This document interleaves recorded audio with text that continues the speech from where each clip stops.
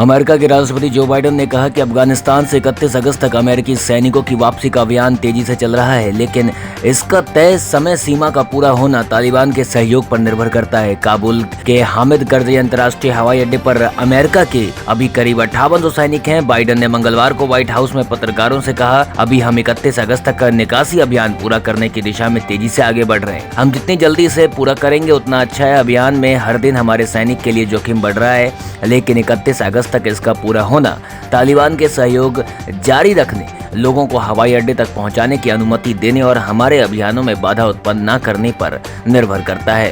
केंद्रीय मंत्री निशिथ प्रामाणिक ने मंगलवार को कहा कि उत्तरी बंगाल के जिलों को मिलाकर केंद्र शासित प्रदेश गठित करने की उनके सहयोगी मंत्री जॉन बार्ला की मांग के बारे में क्षेत्र में लोगों को सोचना चाहिए। प्रामाणिक और बार्ला उत्तरी बंगाल से भाजपा सांसद हैं, जिन्हें जुलाई में केंद्रीय मंत्री परिषद में शामिल किया गया था। बार्ला के विचारों में के बारे में जब पूछा गया तो प्रामाणिक ने संवाददाताओं से कहा, अगर इस तरह की मांग की गई तो ये लोगों पर विचार पर है कि वह इसे उचित मानते हैं या नहीं। हमें लोगों की भावनाओं का सम्मान करना चाहिए। महाराष्ट्र के मुख्यमंत्री उद्धव ठाकरे के बारे में विवादित टिप्पणी के कारण राजनीतिक घमासान शुरू हो गया है। राज्य में व्यापक विरोध प्रदर्शन के बाद केंद्रीय मंत्री नारायण राणे को मंगलवार को गिरफ्तार कर लिया गया है। पुलिस सूत्रों ने बताया कि गिरफ्तारी के बाद राणे को रायगढ़ जिले के महाड़ ले जाया गया, जहां उन्हें मजिस्ट्रेट अदालत में पेश किया गया। भारतीय जनता पार्टी के नेता राणे की विवादास्पद टिप्पणी के खिलाफ रायगढ़ जिले में महाड़ के साथ साथ नासिक और पुणे में मामले दर्ज किए गए हैं। पूर्व मुख्यमंत्री राणे की टिप्पणी के बाद राज्य में सत्तारूढ़ दल शिवसेना के कार्यालयों ने व्यापक प्रदर्शन किया।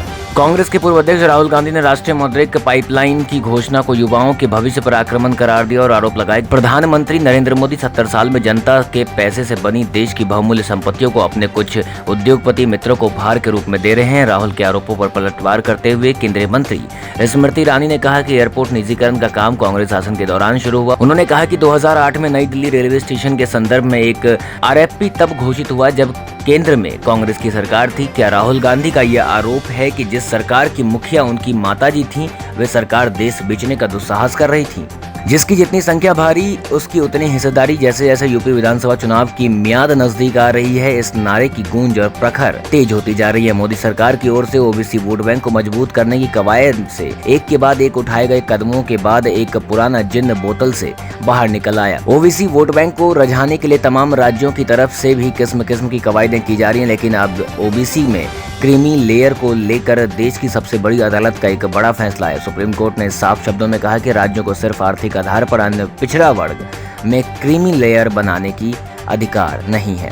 भारत में कोरोना वायरस के मामले में एक बार फिर से तेजी दिखाई दी है। देश में बीते 24 घंटों में कोरोना की 37,000 से अधिक नए केस दर्ज किए गए, जो बीते दिन की तुलना में करीब 12,000 अधिक हैं। स्वास्थ्य मंत्रालय के लेटेस्ट आंकड़ों के मुताबिक बुधवार को देश में कोरोना वायरस के 37,593 नए केस सामने आए। इसका मतलब है कि मंगलवार की तुलना में कोविड-19 के मामलों में करीब 47% वृद्धि देखी गई।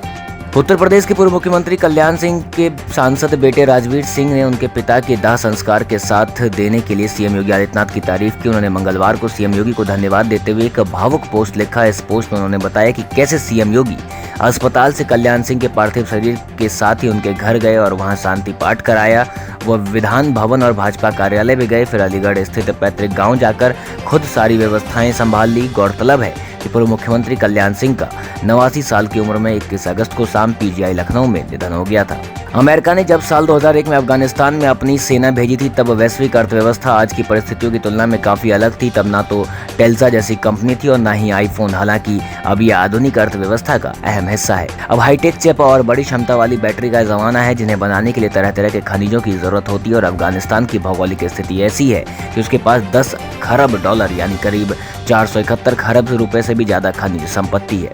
अगर सही से इस्तेमाल हो तो अफगानिस्तान में दुनिया का सबसे ज्यादा लिथियम रिजर्व है।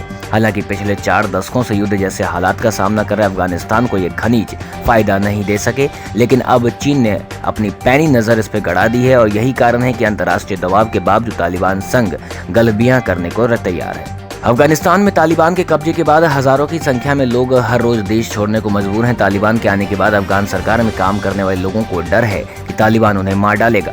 ऐसे ही अफगानिस्तान की पहली महिला मेयर जरीफा गफारी हाल ही में अपना देश छोड़कर जर्मनी चली गईं। गफारी ने तालिबान के कब्जे के लिए अपने देश के लोगों को जिम्मेदार ठहराया। जरीफा गफारी ने कहा कि स्थानीय लोगों, राजनेताओं, बच्चे देश में मौजूद हालत के लिए जिम्मेदार हैं। राजस्थान के पाली जिले के बाली थाना क्षेत्र में सोमवार देर रात 2 वाहनों सवार कथित मादक पदार्थ तस्करों ने पुलिस दल पर फायरिंग की और भागने में सफल हो गए। हालांकि पुलिस की जवाबी फायरिंग में एक स्कॉर्पियो गाड़ी का टायर फट गया, जिससे तस्कर वाहन छोड़कर भागने को मजबूर हुए। पाली पुलिस अधीक्षक कालूराम रावत ने बताया कि पुलिस टीम ने जब्त स्कॉर्पियो से 468 किलोग्राम और 200 ग्राम डोडा पोस्त के साथ एक खाली कारतूस बरामद किया है।